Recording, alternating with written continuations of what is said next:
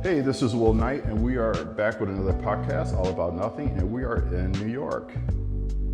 So today we are joined by one of the famous artists in New York, Nathan Hall. How you doing? I'm doing good, thank you. So tell me about yourself. What would you like to know? Yeah. So you're an artist. Yes. And Painter. you have very beautiful artwork. Yeah. And I first noticed his artwork in Chicago at a gallery, Victor's Gallery.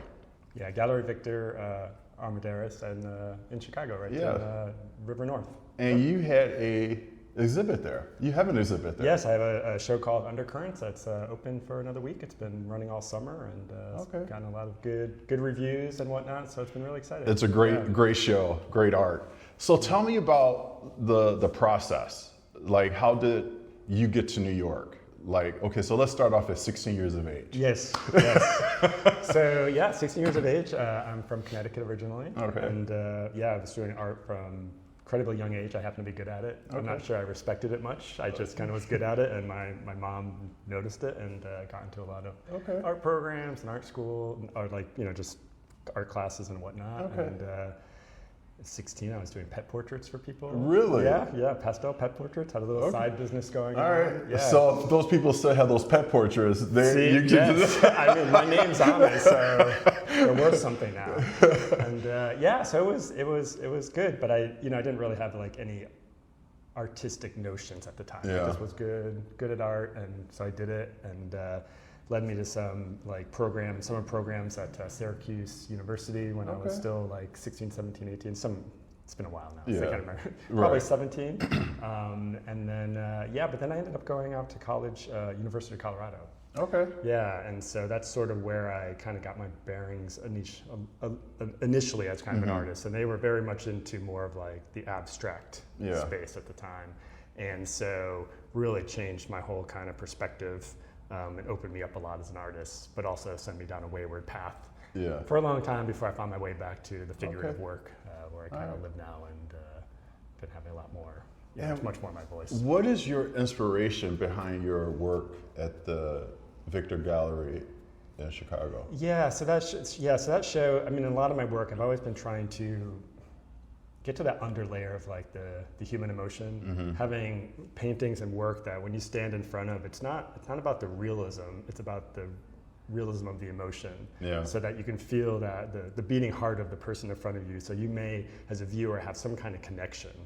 And so a lot of my work has a little bit of melancholy air, maybe a little, the light, but bringing that hope too, which is such a part of the human condition. The lighting on the artwork is unbelievable. It's a character in the whole, so as much as it's figurative work, it's that light that kind of brings it in and kind of helps create that space where you look at the work and there's nothing narrative about it, but you feel, hopefully, you feel something, and it pulls something in you, and so that's kind of where my interests come. And so when I'm working on these shows and working and bringing the work together, I sort of curate those ideas and those emotions to see what's pulling and pushing and playing with scale so that kind of have the most effect, and different people like different things. So you can go from like the very large paintings to like the small drawings. You have to go look closer.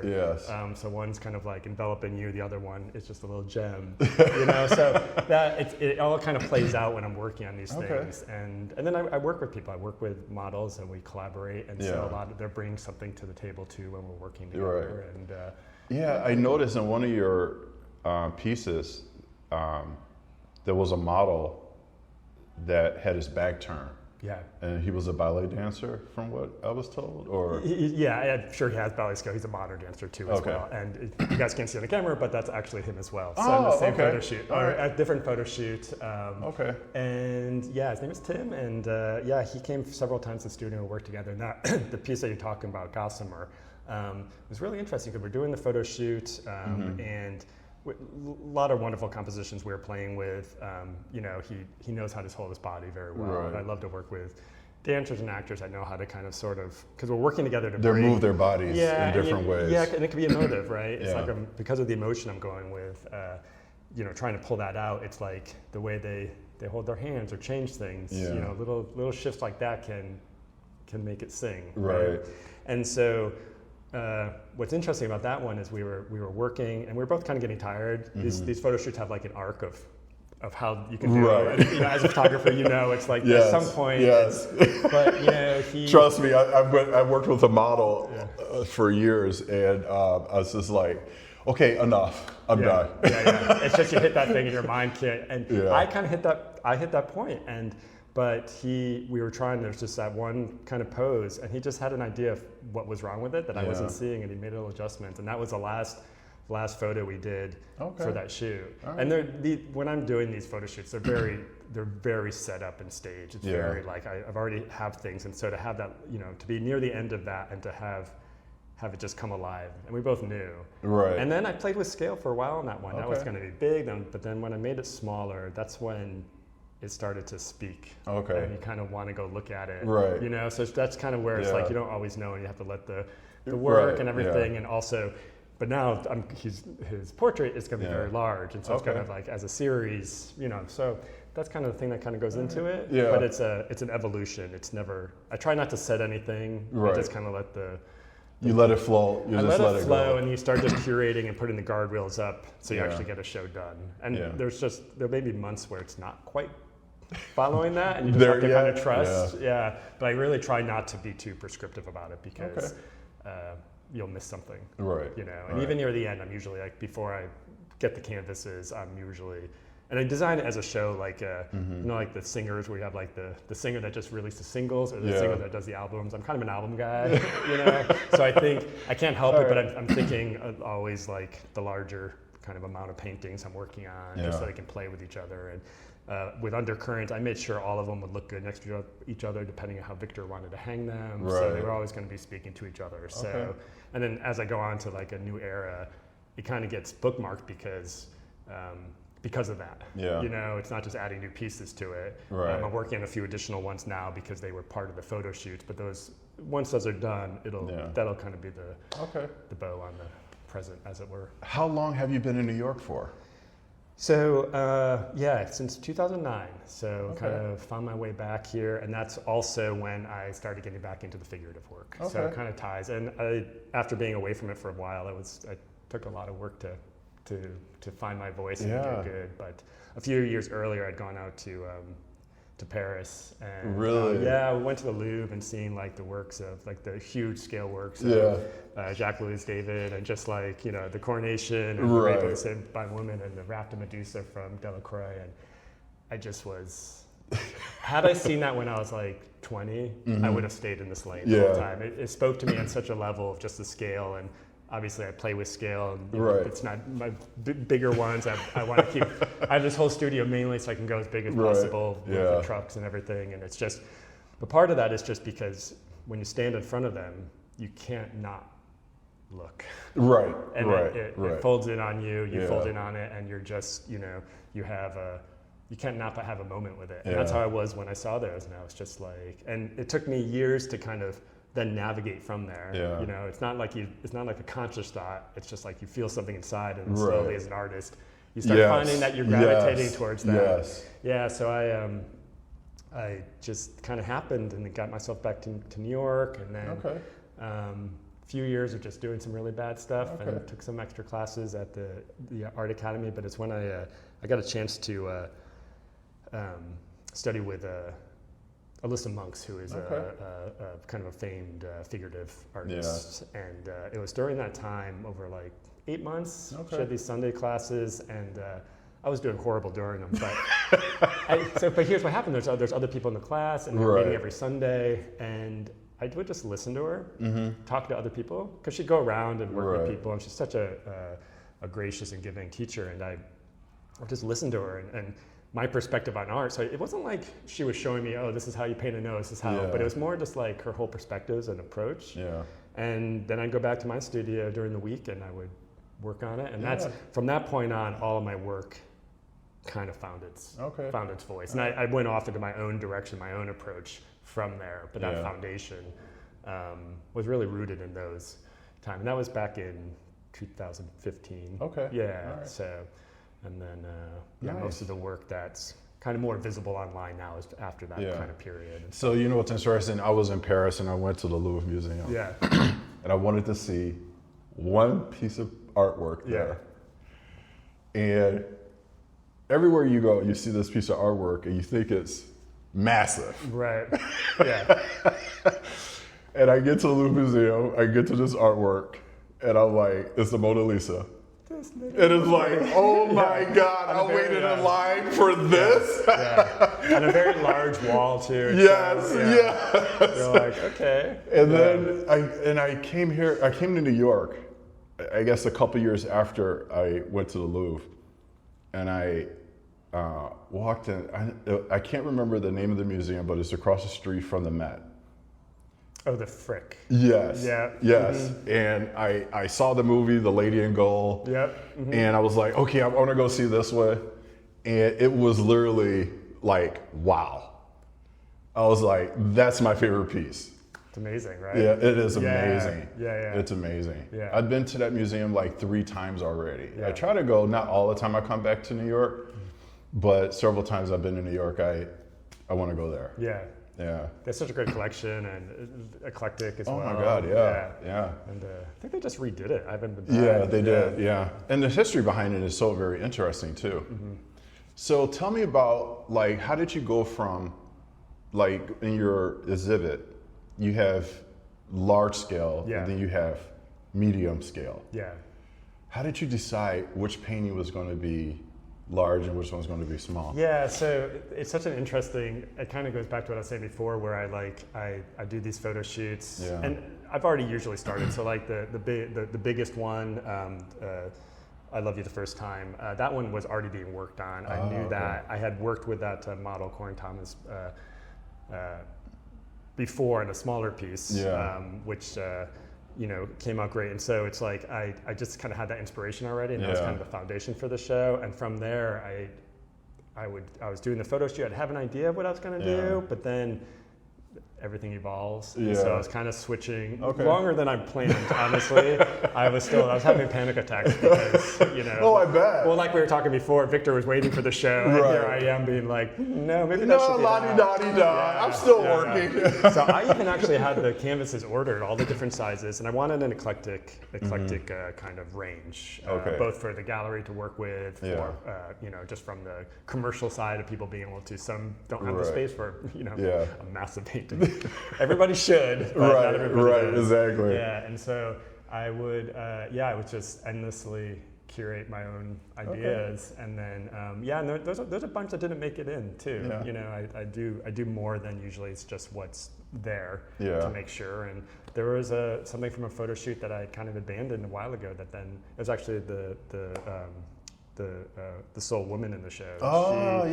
She's beautiful. So beautiful. She's beautiful. Yeah. And that was from a while ago. It almost ended up in a previous show, but I struggled to paint it at the time. And I was one of those, when I added it to the show, if I had told someone I was adding it that knew anything about the struggles I had with that painting, they'd be like, "No, you're not."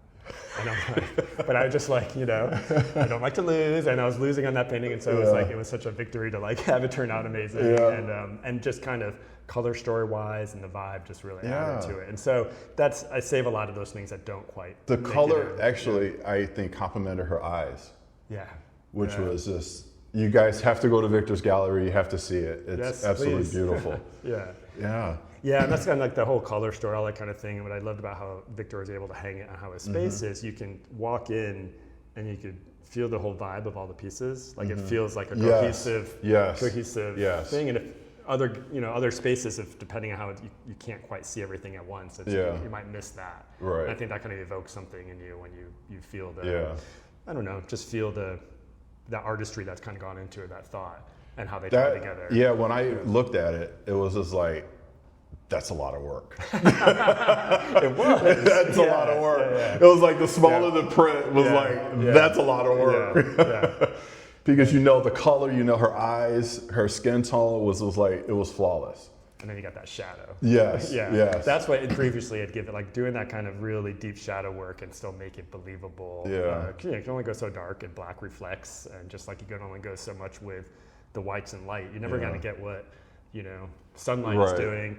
But by tricks of the trade, Yeah. you can start mimicking it, and that's what the Impressionists did, and that's where it's like I was hugely influenced by them because of that aspect. So I might have this more darker range and more dramatic range to pull at that emotion. Yeah. But it's still those tricks of being able to create the shadow to recede, and on her, it's so dramatic that it's like it took years for me to be able to get to that point to do that. Wow. And I will say, I didn't struggle with it at all. It was she was a victory lap, you know. So I was pretty pleased with that whole painting. So tell us about this piece of artwork here.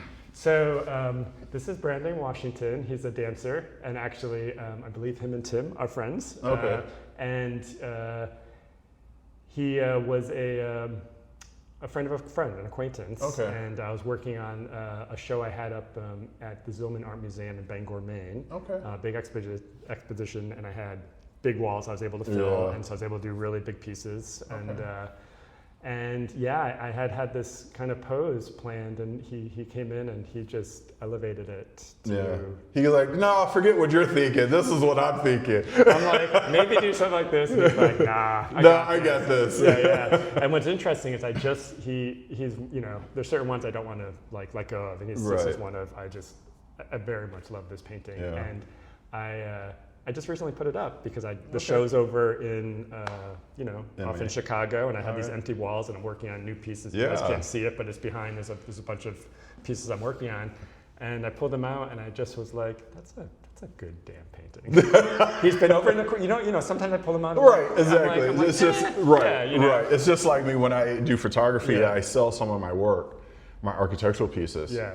And I have, when I have guests over or a party, they're like, they go into my studio and they're like rummaging through the artwork, and I'm like, hands off that, get off that, you know. But it's just like, I love when people come over and go through and see what you have. Yeah, because it brings new life to it. Yeah, and you're like, oh my gosh, They're like, I didn't know you do this. And I'm like, yeah, that's my studio inside. Well, it's funny with Brandon's never actually seen the work because he was out of town when it got shipped off, and then it's been in storage, and now that I pulled it out, I just reached out to him and was like, okay. It's time. Right. 2 years later, let's get you to see this, and I like how in all your pictures, paintings in Chicago, it's not manicured faces. Like the eyebrows are not manicured, the hairs are not manicured. So when you see the photo, you see like hair sticking out. You see the eyebrows kind of messed up. Yeah. But one of the things is because of the way I do the lighting. Yeah. It captures all of that. Yeah. And it's just like, it's beautiful, and it's the way, and it's like if I manicured or removed it, it takes away from that. Yes. That the way the light is dancing off of. Yeah. And trust me, sometimes I want to like, I want to jump out the window because I'm like, why? Because it's painful. Yeah. Your mind, when you're painting that, your mind goes crazy because you're just, I'm not trying to be exact. I'm just trying to capture the light. Right. But to do that, sometimes you have to be exact. Yes. And other times you don't. You know. And up close, there's varying degrees of it. But like, especially on those big ones, you're just like, it's filling your head. This beard is filling your head, and you're just like, oh my gosh. Yeah. But then when you step back and you see it, it just starts adding that volume, and once the full light's in, it just kind of dances off, and I think that so it's a love-hate relationship with that. I'm like, can you just do more basic lighting? And then my next photo shoot, it's all complicated again. So do you do your own lighting, your own? Yeah, I do it all. You do it all. I'm a one-man shop. You do the photography, the lighting, everything. I even pack them up myself. It's kind of crazy. Load them up to the truck. Yeah, I mean, you're like, bye. Yeah. And some of these are really big, but I got the process down, and so you learn. How do you get pieces like this or bigger out? It's well, you need two people for the bigger ones for sure, you just got to get them packed well, and then luckily here, and one of the reasons I'm here is it has big doors and the freight elevators. Got it. And they're kind of set up for that. Other studios not so much, and so like that was actually my impetus for moving here, was when all the work that was at the museum exhibition was out of the studio, because I knew I was going to have a storage problem when they came back. Yeah. Because it was an exhibition at a museum. It wasn't like a for sale commercial thing. Right. So I knew they were all coming back to me. Yeah. Some have since gone to Gallery Victor. Okay.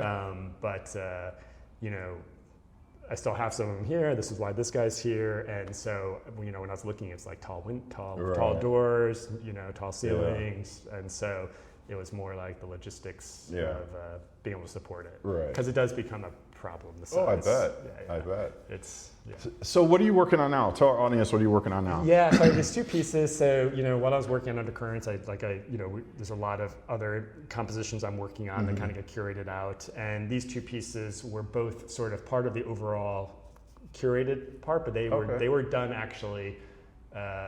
This one over here was done.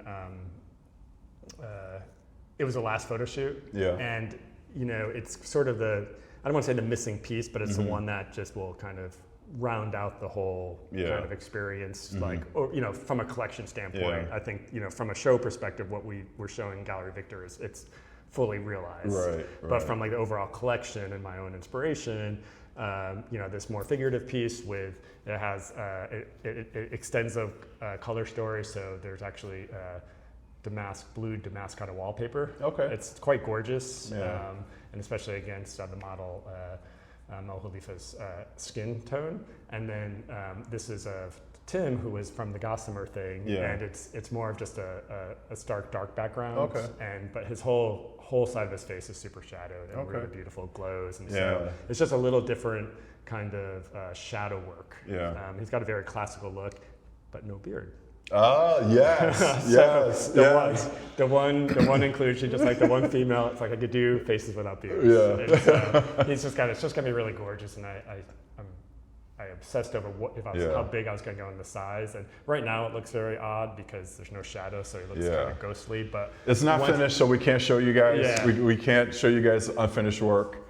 But he's describing it. In a month or two, hopefully these things will be kind of out. And I'm kind of, it's very, they've been kind of great to work on without the show deadline looming over. Right. So it's also why I'm a little behind on them too, because it's I know every time there's a show or a deadline, this is like you wake up at 2:00 in the morning. This is like deadline. The pressure. Yeah, I do the same thing. It's just like I wake up at 2:00 in the morning. I'm like, oh, what do I have going on? And then this is like, oh my God, I can't wait for this is over so I can get some sleep. Totally. Yeah. And then suddenly it's over, and you're like, oh. Yes. What am I going to do with myself? Right. So I'm going to finish these, which is kind of the goal. But luckily, taking it a little easier. There you go. Yeah. There you go. So tell me about, what do you see these pieces going in New York or somewhere else? So it just sort of depends. They'll sort of be on the gallery's radar. Okay. There was some potential that there's some colleges I was potentially going to have do some showing at, and these might go there. Okay. So it's sort of like just like other opportunities are coming up, but eventually most likely will make their way. It's New York. It's the greatest art scene in the country. Yeah. And just having some new work to be able to just kind of exhibit around here, and then eventually get to the gallery for Victor to do work as manager. So, are you a Yankees fan or a Mets fan? Sports. If I had to choose one, it would be Yankees. Okay. Only because my family are Red Sox fans. And Oh, you have to go against okay. So you have to go against the family. Of course. All right. Yeah. So if you have a piece of advice, we're going to wrap this up soon. Sure. So you have a piece of advice to give to someone who's starting out. What would that advice be? Oh my gosh. Big question.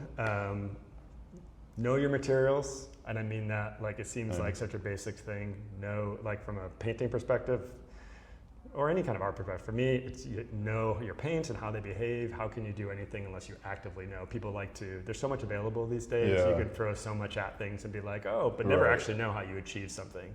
So how could you push yourself if you don't actually understand why it's happening? Know your canvases, know how your brushes behave. Like, just know that. You're gonna have to experiment, it's gonna take time, but like the end goal is to actually know, not always be switching, so that then you can refine and become very good at it. Some of your brushes cost more than my shoes.